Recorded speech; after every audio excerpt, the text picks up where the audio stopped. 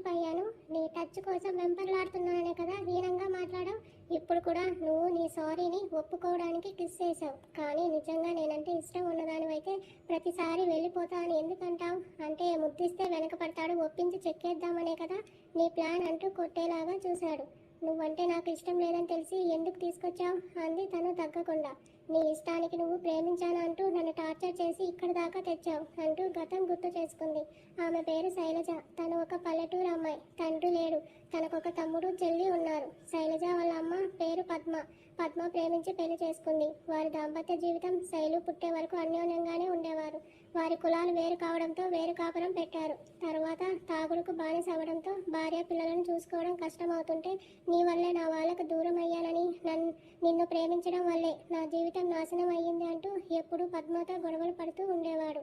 రోజు రోజుకి అతని ప్రవర్తనని భరించలేకపోవడంతో అతనితో ఉండలేక తన పిల్లలను తీసుకొని పుట్టింటికి వచ్చేసింది. అల్లుడు మంచివాడు కాదని అతనితో తన కూతురు సంతోషంగా ఉండదని పద్మాని తిరిగి భర్త దగ్గరికి పంపించలేదు పద్మ తల్లిదండ్రులు. పద్మ ఒక్కటే కూతురు. శైలు 10వ తరగతి దాకా వాళ్ళ పక్క ఊర్లోనే చదువుకుంది. చదువులో ఫస్ట్ ఉండేది. శైలు వల్ల తాతగారు తను 10th క్లాస్లో ఉన్నప్పుడు చనిపోయాడు. తర్వాత వారి కుటుంబ పరిస్థితి అంత బాగా లేక వాళ్ళ తాతగారి మీద ఉన్న గౌరవంతో ఆ ఊరి సర్పంచ్ గారు మరికొంతమంది ఊరు పెద్దలు వాళ్ళకి సహాయం చేస్తూ ఉండేవారు. పద్మమ్మ కూడా ఆ పల్లెటూరులో కూలి పనికి వెళ్తూ బట్టలు కుడుతూ కుటుంబాన్ని పోషిస్తుంది. శైలు కూడా తన తల్లికి చేదోడు వాదోడుగా కూలి పనులకు కూడా వెళ్ళడం, బట్టలు కుట్టడం నేర్చుకుంది. శైలు చదువులో ఫస్ట్ ఉండడంతో తన చదువుకి ఆ స్కూల్ టీచర్స్ సపోర్ట్ చేస్తూ ఉండడంతో తాను ఇంటర్ ఎంపీసీ గ్రూప్లో జాయిన్ అయ్యి ఎంసెట్ రాసి మంచి ర్యాంక్ రావడంతో తనకి ఇంజనీరింగ్లో ఫ్రీ సీట్ వచ్చింది. వాళ్ళ అమ్మగారికి తన పిల్లలు మంచిగా చదువుకోవాలన్న ఆశతో శైలుని సిటీకి పంపించి చదివించాలనుకుంది. శైలు చెల్లెలు పల్లవి మాత్రం 5వ తరగతి నుంచి హాస్టల్లో జాయిన్ చేసింది. తను ఇప్పుడు ఇంటర్ ఫస్ట్ ఇయర్. తన తమ్ముడు 7వ క్లాస్ చదువుతున్నాడు. శైలు కాలేజ్లో జాయిన్ అయ్యి కాలేజ్ హాస్టల్లో ఉండాలంటే డబ్బులు కట్టలేక బయట వర్కింగ్ ఉమెన్ హాస్టల్లో జాయిన్ అయ్యి పార్ట్ టైం జాబ్గా హోటల్లో రిసెప్షనిస్ట్గా జాయిన్ చేశాడు ఆ ఊరి సర్పంచ్ గారి కొడుకు. శైలు మార్నింగ్ కాలేజ్కి, ఈవినింగ్ పార్ట్ టైం జాబ్కి వెళ్తుంటుంది. హాస్టల్ నుండి కాలేజ్ కూడా ఆటోలో, బస్సులోనే వెళ్ళాలి. తను జాబ్ చేసే హోటల్ కూడా కొద్దిగా దూరంగా ఉండడంతో డైలీ బస్సుకు, ఆటోకు వెళ్లాల్సి రావడంతో ఓ రోజు తన డ్యూటీ అయిపోయాక బస్ కోసం బస్ షెల్టర్లో వెయిట్ చేస్తూ ఉంటుంది. టైం 8:30 నైట్ అవుతుండడంతో జనసంచారం తక్కువగా ఉన్న వెహికల్స్ అవి వెళ్తున్నాయి చాలా. అప్పుడే అక్కడికి వస్తారు 4 పోకిరిగాళ్ళు. శైలుతో పాటు ఇంకో 2 ఆడవాళ్ళు తప్ప అక్కడ ఇంకెవ్వరూ ఉండరు. ఆడవాళ్ళు కూడా వాళ్ళు వెళ్లాల్సిన బస్సు రావడంతో వెళ్ళిపోతారు. శైలు ఒక్కటే ఉంటుంది బస్సు సెంటర్లో. వాళ్ళు తాగి తూగుతూ సిగరెట్స్ వెలిగించి పొగ వదులుతూ శైలజ పక్కన వచ్చి నిలబడి తనని చూస్తూ, ఏ ఎవరే నువ్వు, ఈ ఏరియాలో కొత్తగా కనబడుతున్నావు అంటూ దగ్గరగా వచ్చి నిలబడి తనని చూస్తూ, ఏ ఎవరే నువ్వు, ఈ ఏరియాలో కొత్తగా కనబడుతున్నావు అంటూ దగ్గరగా వచ్చి మాట్లాడుతుంటే డ్రింక్ స్మెల్కి శైలుకి తల తిప్పేస్తుంటుంది. ఉదయం ఎప్పుడో హాస్టల్లో తిన్న 2 ఇడ్లీలు తప్ప లంచ్ చేయలేదు. హోటల్లో ఇప్పటి వరకు పనిచేసి నీరసంతో కళ్ళు తిరుగుతుంటే ఇప్పుడు ఆ డ్రింక్ స్మెల్కి తలంతా తిరుగుతుంటుంది శైలజకి. ఏయ్ అడుగుతుంటే మాట్లాడకుండా ఉన్నావు, ఎంత పొగరే నీకు అంటూ పైకి వస్తుంటాడు ఒకడు. శైలు పక్కనే ఉన్న స్తంభాన్ని గట్టిగా పట్టుకొని తల ఆనిస్తుంది. అది అలా అడిగితే ఎందుకు చెప్తుందిరా, దాని బట్టలు ఊడదీస్తే అప్పుడు మాట్లాడుతుంది అంటూ శైలజ దగ్గరకు వచ్చి పైన చెయ్యి వేయబోతాడు ఒకడు. అతనికి భయపడి శైలు ఎక్కడ ఉందో మర్చి తన ముందు రోడ్డు అని వెహికల్స్ వెళ్తున్నాయి అన్న సంగతి మర్చి చూసుకోకుండా ఫాస్ట్గా రోడ్లోకి వచ్చేస్తుంది. ఒక్కసారిగా తను బైక్కి అడ్డం వచ్చేసిన శైలజని వెనక నుంచి చూసి సడన్ బ్రేక్తో బైక్ను ఆపి ముందుకు పడకుండా తనని బైక్ని కంట్రోల్ చేసుకున్నాడు అతను. అయినా అప్పటికే ఫోర్స్గా వచ్చిన బైక్ ఫ్రంట్ టైర్ తగలడంతో హా అంటూ కింద పడిపోయింది శైలజ. ఆ మంతం హార్ట్ బీట్ ఆగినట్టు అయింది అతనికి. బైక్కి అడ్డం వచ్చిందని పిచ్చ కోపం వచ్చేసింది తనకి. కొంచెం ఉంటే గుద్దేసి ఉండేవాడు. తను వచ్చిన స్పీడ్కి గనుక హిట్ చేసి ఉంటే ఎగిరి అవతల పడి ఉండేది శైలజ. ఏయ్ బుద్ధుందా నీకు, బైక్కి అడ్డం వచ్చా, చద్దామనా? బైక్ దిగుతూ కింద పడ్డ శైలజను చూసి ఫ్రస్ట్రేషన్ వచ్చేస్తుంటే కోపంగా అరిచాడు. కింద పడటం మోచేయి గీసుకుపోయి బ్లడ్ వస్తుంది శైలజకి. అతన్ని చూడకుండా వెనక్కి తిరిగి చూసింది. అప్పటికే పోకిరిగాళ్ళు కొద్దిగా పక్కకు వెళ్ళి ఉన్నారు. ఊపిరి పీల్చుకుంది. అప్పటికే కోపం పీక్సికిపోయింది అతనికి. చా, ఇలాంటి తెలివి తక్కువ దద్దమ్మలంతా రోడ్డు మీద ఉంటారని ఇరిటేట్ అవుతూ బైక్ ఎక్కుతాడు. అప్పుడు చూసింది అతన్ని శైలజ. అప్పటికే హెల్మెట్ పెట్టుకుని బైక్ స్టార్ట్ చేస్తున్న అతన్ని దగ్గరకు వచ్చి హలో మిస్టర్ అంటూ చిటికేసి మరీ పిలిచింది శైలజ. తనను ఒక అమ్మాయి అలా చిటికేసి మరీ పిలిచేసరికి పిచ్చ కోపం వచ్చేయడంతో తలెత్తి చూశాడు ఆమెను ఉరిమే కళ్ళతో. ఎదురుగా లైట్ గ్రీన్ కలర్ చుడిదార్లో ఓన్లీ ఐస్ మాత్రమే కనిపించేలా ఫేస్ కవర్ చేసుకున్న శైలజకి కింద నుంచి చూశాడు. నార్మల్ స్లిప్పర్స్, వాటికి ధరించిన పాదాలకు సన్నని సిల్వర్ యాంకిల్స్. అలాగే చూస్తూ చూపు పైకి తెచ్చాడు. చేతికి 2 మట్టి గాజులు, వాటికి ఆనుకుని ఉందో లేదో డ్రెస్ పైనుంచి కనపడని నడుము, మల్లె తీగ అని తెలుస్తుంటే ఇంకొంచెం లుక్స్ని మరి కాస్త పైకి తెచ్చాడు. చున్నీతో కవర్ చేసిన క్లియర్గా కనబడుతున్న ఆమె స్ట్రక్చర్ను క్షణం చూసి ఇంకా పైకి వస్తుండగా అక్కడే ఆగింది అతని చూపు. విశాలమైన నేత్రాలు, హరివిల్లులా వంపు తిరిగిన నల్లని ఒత్తైన కనుబొమ్మలు, వాటి మధ్య తెల్లని స్కిన్ టోన్ మీద ఎర్రని చిన్న చిన్న బొట్టు. వాటిని కావలి కాచే నిండైన ఆమె కనుపాపలను చూసి ఒక్క క్షణం ఆకర్షితుడయ్యాడు. అంత అందమైన కళ్ళను ఇప్పటి వరకు చూడలేదని అతని మెదడు మనసుతో చెప్తుంటే అప్పుడే చూసింది శైలజ అతన్ని కళ్ళను. క్షణం పాటు ఒళ్ళు జల్దరించింది. చింత నిప్పుల్లా కనబడుతున్న అతని కళ్ళను చూసి ఆమె చూపులు అతనిని తాకడంతో ట్రాన్స్లోంచి బయటకు వస్తూ లోపల ఉన్న బలుపు పొగరును కూడా తీసుకొచ్చాడు. అదే పొగరుగా వాట్ అన్నాడు. Give the respect to the women, గంభీరమైన స్వరముతో అంది. జస్ట్ షట్ అప్, ఎవరితో ఏం మాట్లాడుతున్నావో తెలుసా అన్నాడు అహం దెబ్బ తినడం వల్ల వచ్చిన ఆవేశంతో. అయినో ఒక మనిషితోనే అంది తనలో తనే తెలియని ఇంకో కోణాన్ని ప్రదర్శిస్తూ. హౌ డేర్ యూ నాతో అలా మాట్లాడటానికి అంటూ కోపంగా బైక్ దిగి శైలు ముందుకు వస్తూ అంటాడు. రోడ్డు పైన వెళ్ళే కొంతమంది వాళ్ళ దగ్గరికి వచ్చి నిలబడతారు. ధైర్యం అమ్మాయిలకే ఉంటుంది, నీలాంటి మర్యాద తెలియని లేని వాళ్ళకి కాదు. ఉంటే ఒక అమ్మాయిని రెస్పెక్ట్ లేకుండా ఏ అని పిలవవు, ఎలాంటి భయం లేకుండా ధైర్యంగా అంటుంది. నీలాగా దారిన పోతూ రోడ్డు మీద బైక్స్కి అడ్డం వచ్చే వాళ్లకు ఇలాగే ఇవ్వాలి మర్యాద అన్నాడు రెక్లెస్గా. ఈ రోడ్డు ఏమైనా నీ బాబుదా? స్పోర్ట్స్ బైక్ని ట్రాక్ మీద కాకుండా ఇలా నార్మల్ రోడ్డు మీద నడపడానికి ఏమాత్రం తగ్గకుండా అంది. ఏయ్, కొట్టానంటే మొహం పగిలిపోద్ది. ఎంత ధైర్యం ఉంటే మా నాన్నని అంటావు? యూ బ్లడీ లో క్లాస్ గర్ల్ అంటూ దవడ బిగించి అంటుంటే షట్ అప్ అంటూ అరిచి ముందు నిన్ను కాదు, నీకు బైక్ కొనిచ్చి ఊరి మీదకు వదిలాడే అందుకు మీ నాన్న అనాలి అంది కోపంతో. హ్యాంగర్ లిమిట్స్ క్రాస్ అయ్యి బస్ట్ అయ్యే టైంకి శైలు వెళ్లాల్సిన బస్సు రావడంతో ఫాస్ట్గా వెనక్కి తిరగడంతో ఆమె బారు జడ అతని చెస్ట్కి తగులుతుంది. నిన్ను అంటూ పిడికిలు బిగిస్తూ ఉండగా శైలు ఫాస్ట్గా బస్ ఎక్కి వెళ్ళిపోతుంది. ఎక్కడికి పోతావే? ఈ సిటీలోనే ఉంటావుగా, ఏదో ఒక రోజు దొరక్కపోవు. దొరికిన తర్వాత నేనంటే ఏంటో, నన్ను గెలికినందుకు నిన్ను ఊరికే వదిలిపెట్టను. చూపిస్తా నా టార్చర్ అంటే ఏంటో. అది చూసి నీకు నువ్వే ఈ సిటీ వదిలి పారిపోయేలా చేస్తా. అదే కన్నింగ్ స్మైల్తో బైక్ స్టార్ట్ చేసి వెళ్ళిపోతాడు. అతని పేరు సాయి సిద్ధార్థ్. ప్రముఖ పారిశ్రామికవేత్త అయిన రాజేంద్ర గారి ఏకైక వారసుడు. కొడుకంటే పంచప్రాణాలు రాజేంద్ర గారికి, అతని భార్య అయిన సుధారాణి గారికి. ఆ ఇష్టంతోనే కొడుకు తన కళ్ళ ముందే ఉండాలని చదువుల కోసం ఫారిన్ పంపకుండా ఏకంగా కాలేజీని స్థాపించి చదువుకోవడానికి ఏర్పాట్లు చేశాడు. ఆ తండ్రి అంచనాలకు తగ్గకుండా ఎవ్రీ ఇయర్ కాలేజ్ టాప్ ర్యాంకర్గా నిలుస్తున్నాడు కొడుకు. తండ్రి బిజినెస్ వ్యవహారాల్లో కూడా సహాయం చేస్తూ ఒక రకంగా చెప్పాలంటే తండ్రి కంటే కూడా గొప్పగా ఎదుగుతున్నాడని ఆ తండ్రికి కూడా అసూయ పుట్టిస్తూ పుత్ర వాత్సల్యాన్ని తండ్రికి బహుమతిగా ఇస్తున్నాడు. రాజేంద్ర గారు ఎంత బిజీగా ఉన్నా కుటుంబాన్ని నిర్లక్ష్యం చేయడు. అంతే ఇష్టంగా తన వ్యాపారానికి ఎవరైనా అడ్డు వస్తే తన బలం ఉపయోగించి అడ్డు తప్పించగల సమర్థుడు కూడా. వ్యాపారం కొడుకుకి అప్పచెప్పి తను రాజకీయాల్లోకి వెళ్ళాలని ఎప్పటి నుంచో కోరిక అతనికి. 1 సంవత్సరం అయితే కొడుకు చదువు పూర్తి అయితే తను వ్యాపారం వదిలి పూర్తి స్థాయిలో రాజకీయ నాయకుడిగా మారాలని తాపత్రయపడుతున్నాడు. అందుకు కారణం కూడా లేకపోలేదు. వ్యాపారానికి రాజకీయం తోడైతే ఆ సిటీని ఏలవచ్చనేది అతని బలమైన నమ్మకం. తద్వారా తన ఆస్తి పేరు మరింతగా పెరుగుతుందని పట్టుదల అతనిలో. శైలు దురదృష్టం ఏంటంటే తను చదువుతున్న కాలేజ్ రాజేంద్ర గారిదే. 2 డేస్ తర్వాత కాలేజ్కి రెడీ అయి వెళ్తుంది శైలు. ఉదయాన్నే కావడంతో దారి పొడుగున పచ్చని చెట్లు మధ్యలో వెళ్తుంటే చాలా ప్రశాంతంగా అనిపించింది. ఆ కాలేజ్ ఎంట్రన్స్ నుంచి చాలా దూరం ఉంటుంది. అందుకని తనతో పాటు ఆ కాలేజ్ అమ్మాయి తన రూమ్లో ఉంటుంది. ఇద్దరూ కలిసి బైక్ మీద వెళ్తారు రోజు. తమతో పాటే చాలామంది స్టూడెంట్స్ వెళ్తున్నారు. వాళ్ళ వెహికల్స్లో కాలేజ్ ఎంట్రన్స్ దగ్గర దిగి శైలు, నేను బండి పార్క్ చేసి వస్తాను, ఇక్కడే ఉండు అని తన రూమ్మేట్ బైక్ పార్క్ చేయడానికి కాలేజ్ బ్యాక్గ్రౌండ్ దగ్గరకు వెళ్ళిపోయింది. పక్కన ఉన్న చెట్టు దగ్గర ఉన్న బెంచ్ మీద కూర్చొని వస్తున్న స్టూడెంట్స్ని చూస్తుంది. అమ్మాయిలు చాలా వరకు జీన్స్లో హెయిర్ లీవ్ చేసి ఫుల్ మేకప్లతో స్టైల్గా వస్తుంటే, కొంతమంది అంతకన్నా ఇంకా చిన్న డ్రెస్సుల్లో హై వీల్స్ వేర్ చేసి ఇంకా స్టైల్గా వస్తున్నారు. అందరినీ చూస్తున్న శైలుకైతే ఏదోగా ఉంది. వాళ్ళ డ్రెస్సులు చూస్తుంటే. శైలు వెళ్దాం పదా అంటూ వచ్చింది తన రూమ్మేట్. లోపలికి వస్తున్న శైలుని చూసి కొంతమంది అమ్మాయిలు మొహాలు అసూయతో, ఇంకొంతమంది అమ్మాయిలు చిరాకుతో చూస్తుంటే, అబ్బాయిలు మాత్రం ఆమె అందాన్ని చూసి నోరు కళ్ళు తెరుచుకుని మరీ చూస్తున్నారు. మెరూన్ కలర్ కాటన్ చుడిదార్లో తలస్నానం చేయడం వల్ల లూజ్గా అల్లిన జడ, గుడికి వెళ్ళింది అనడానికి గుర్తుగా స్టిక్కర్, కింద చిన్నగా కుంకుమ బొట్టు, చాలా నార్మల్గా ఉన్న అందంగా ఉన్న శైలుని చూస్తున్నారు. అంత న్యాచురల్ బ్యూటీని తమ కాలేజీలో ఎప్పుడూ చూడని అబ్బాయిలకు అయితే శైలుని ఒక అద్భుతంగా చూస్తున్నారు. కొంతమంది తనను గుచ్చి చూస్తుంటే ఇబ్బందిగా అనిపించింది శైలుకి. అందరూ రిచ్ కిడ్స్ కావడంతో ఆమె డ్రెస్ని బట్టి తను పూర్ గర్ల్ అని అర్థమై ఎవరు తనతో మాట్లాడకుండా మొహాలు తిప్పుకుంటుంటే, కొంతమంది మాత్రం ఆమెని ఎలా టీచ్ చేయాలని ఆలోచిస్తున్నారు. సాయి సిద్ధార్థ్ కూడా అదే కాలేజీలో బీటెక్ ఫైనల్ ఇయర్ చదువుతున్నాడు.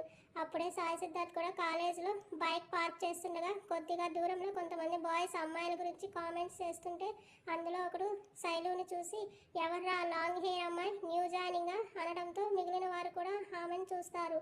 సాయి కూడా వాళ్ళ మాటలు విని వాళ్ళ చూడగానే తనతో గొడవ పడిన అమ్మాయి అని గుర్తుగా తన లాంగ్ హెయిర్, తన చేతికున్న మట్టి గాజులు కన్ఫర్మ్ చేశాయి. శైలు మెరిట్ సీట్తో తన కాలేజీలో జాయిన్ అయిందని తెలుసుకోవడం ఎక్కువ సమయం పట్టలేదు.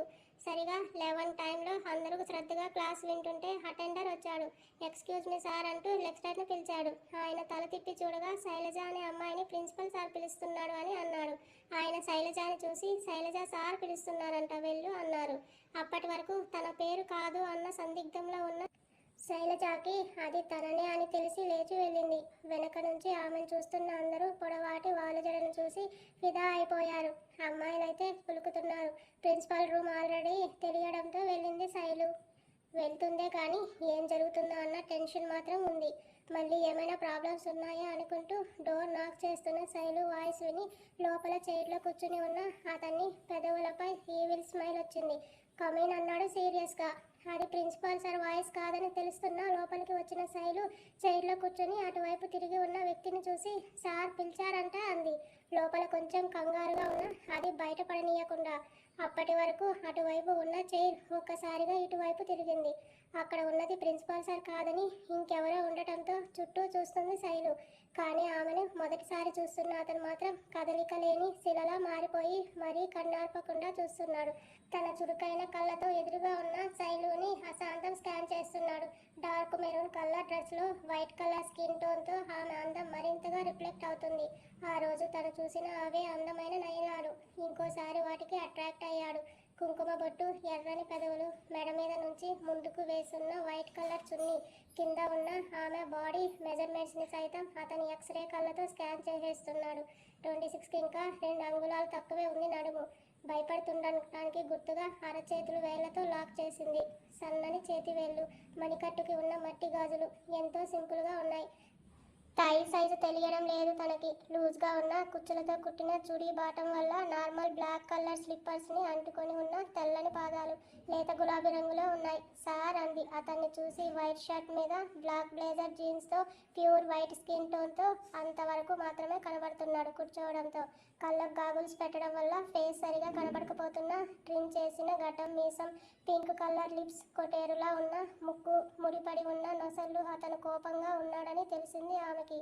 అప్పటి వరకు ట్రాన్స్లో ఉన్న అతను కాన్షియస్లోకి వచ్చి చైర్ వెనక్కి జరిపి ఫింగర్స్ క్రాస్ చేస్తూ ఆమెను సూటిగా చూస్తూ వాట్స్ యువర్ నేమ్ అన్నాడు సీరియస్గా. శైలజ సార్ అంది. అతను కూడా సారేమోనని. వాట్స్ యువర్ ఏజ్ సార్ అంది అర్థం కాక. I said what's your age అరిచాడు గట్టిగా. 19 సార్ అంది చిన్నగా అతని గొంతుకు భయపడి. వాట్స్ యువర్ స్టేటస్ అడుగుతున్న అతన్ని కన్ఫ్యూజన్ ఫేస్తో చూస్తుంది శైలజ. అసలు ఏంటి తను ఇలా అడుగుతున్నాడని. నాకు రిపీట్ చేయడం నచ్చదు అన్నాడు సీరియస్గా. లోయర్ మిడిల్ క్లాస్ స్టేటస్ మాది. భయం తగ్గి ధైర్యంగా చెప్పింది. ఆమె మాటల్లో వచ్చిన తేడాను చూస్తూ చైర్లోంచి లేచి ఆమెకు దగ్గరగా వస్తున్నాడు. అతనికి తాను భుజం వరకు వస్తుందన్నంత ఎత్తుగా ఉన్నాడు అతను. తనకు దగ్గరగా వస్తున్నా భయపడకుండా నిల్చోనుంది అలాగే. ఆమెకు దగ్గరగా వస్తుంటే సంపెంగ పూల పరిమళం వస్తూ సంపెంగ పూలను తనలో దాచుకుందో లేక చుట్టుకుందా అన్నంత గాఢంగా వస్తుంది ఆ ఫ్రాగ్రెన్స్. హై కాస్ట్లో ఉండే పర్ఫ్యూమ్ వాడే అతనికి ఆమె సహజ సిద్ధ శరీర పరిమళం ముందు అతని ఆర్టిఫిషియల్ పర్ఫ్యూమ్ ఆడడం లేదు. ఆమెకు ఇంచు గ్యాప్లో నిలబడి పాకెట్లో చేతులు పెట్టుకొని ఇందాక ఫ్రంట్ నుంచి చూసి ఆపిన స్కానింగ్ ఇప్పుడు సైడ్ నుంచి బ్యాక్ నుంచి చూస్తూ కంటిన్యూ చేస్తున్నాడు. వెనక ముందు ఉండే శరీర కొలతలు పర్ఫెక్ట్ ఫిగర్ అని అతని కళ్ళు కితాబు ఇస్తుంటే ఆమె వీపు నుంచి పిరుదుల వరకు ఉన్న ఒత్తైన నల్లని పొడవాటి వాలుజడ చూస్తూ అలాగే సైడ్కి బెండ్ అయ్యాడు. అతని చూపుల అర్థాన్ని పసిగట్టిన శైలుకి కోపం వస్తుంటే ఎందుకు పిలిచారో అంది రెస్పెక్ట్ ఇవ్వాల్సిన పర్సన్ అతను కాదనుకుంటూ సీరియస్గా. శైలు మోచేతిని పట్టుకుని వెనక ఉన్న గ్లాస్ వాల్ వైపు విసురుగా లాగి ఆమె భుజం మీదుగా చేతులతో లాక్ చేశాడు. హఠాత్తుగా అతను అలా అలాగేసరికి భయంతో బిక్కచచ్చిపోయి చేతులతో మొహాన్ని మూసేసింది. ఆమె గుండె చప్పుడు అతనికి వినిపించేంత నిశ్శబ్దం అక్కడంతా. అతను దర్జాగా ఆమె భయాన్ని ఎంజాయ్ చేస్తుంటే అతని వేడి ఊపిరి తన నుదురికి తగిలి చిరు చెమటలు పడతాయి. ఆమెకి ఎలాంటి సౌండ్ అతని నుంచి రాకపోవడంతో చేతులు దించి కళ్ళు తెరిచి చూస్తుంది. అతను తనకు అంత దగ్గరగా ఉండేసరికి కళ్ళు పెద్దవి చేసి చూస్తుంది కోపంగా. అందంగా ఉన్న కళ్ళు ఇంకా అందంగా కనబడుతున్న అతనికి రెస్పెక్ట్ ఏది కోపంగా అడిగాడు.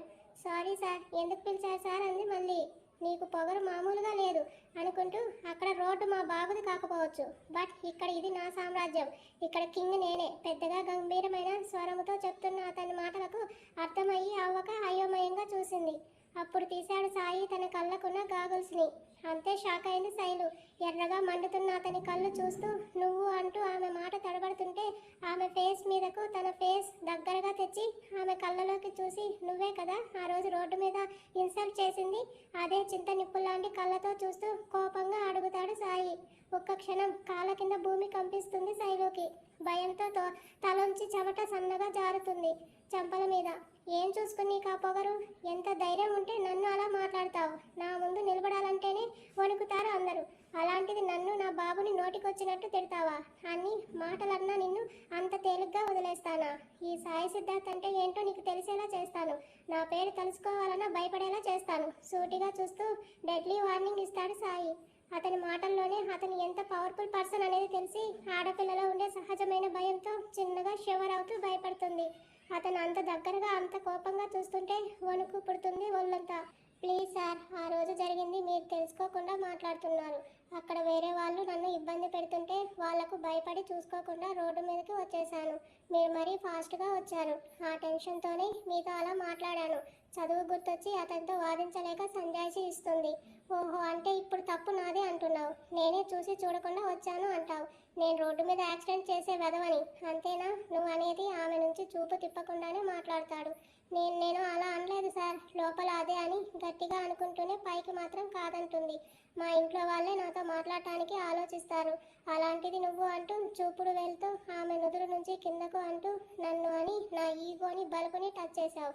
నిన్ను నా నుంచి కాపాడేవారు ఎవ్వరూ లేరు, నా పంజరంలో చిక్కుకున్న పావురానివి నువ్వు. లాస్ట్ వర్డ్ ఆమెకు మరింత దగ్గరగా వచ్చి అంటూ ఆమె కళ్ళలోకి తీక్షణంగా చూస్తూ లెట్స్ ఎంజాయ్ మరి టెరిఫిక్ టార్చర్.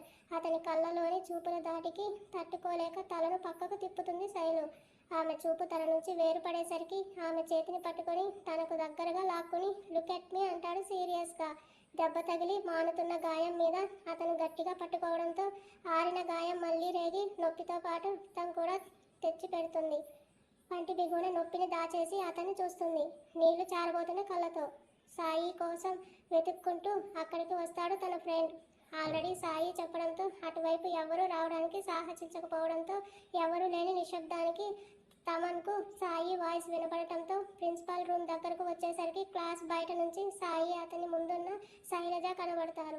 షాక్ అయి చూస్తాడు తమన్. సాయి ఒక అమ్మాయితో అంత దగ్గరగా ఉండటంతో అమ్మాయిలను 1/2 మీటర్ దూరంలోనే ఉంచేసే సాయి ఇలా ఒక అమ్మాయితో అంత దగ్గరగా తాకి మరీ మాట్లాడటం నమ్మలేనట్టుగా చూస్తూ నిలబడిపోతాడు. ఆమె కళ్ళలో చేరుతున్న తడిని చూస్తూ ఇక మీదట నీకు రోజు కన్నీళ్లు, ప్రతి క్షణం నీకు తోడు ఉండేది అవే, వాటి కారణమైన నేనే. ఇకపై నేను చెప్పినట్టు చేస్తేనే ఇక్కడ నువ్వు చదవాలన్నా ఉండాలన్నా, కాదని అంటే మాత్రం సిటీ దాటి కూడా పోనివ్వను. సాయి మాటలకు షాక్ అవుతుంది. ఏంటి ఆ చూపు అంటాడు ఆమె చూపులో భయం బదులు కాన్ఫిడెంట్ని చూస్తూ. మీరు చెప్పినట్టు చేయడానికి నేనేమి సర్వర్ని కాదు, అంతగా అనుకుంటే ఈ కాలేజ్నే వదిలేసి వెళ్తాను, కానీ నా క్యారెక్టర్ని వదులుకోను. అప్పటి వరకు సహనంతో ఓపికగా నచ్చ చెప్పాలనుకున్న అతను వినేలా లేడని తనలోని తెగింపుని బయటకు తెచ్చింది. ఆమెను వదిలి సూటిగా చూస్తూ టేబుల్ మీద జంప్ చేసి కూర్చుంటూ అయితే నీకు 10 minutes టైం ఇస్తున్నా, సిటీ కాదు, ఈ కాలేజ్ కాంపౌండ్ గేట్ దాటిపో చాలు.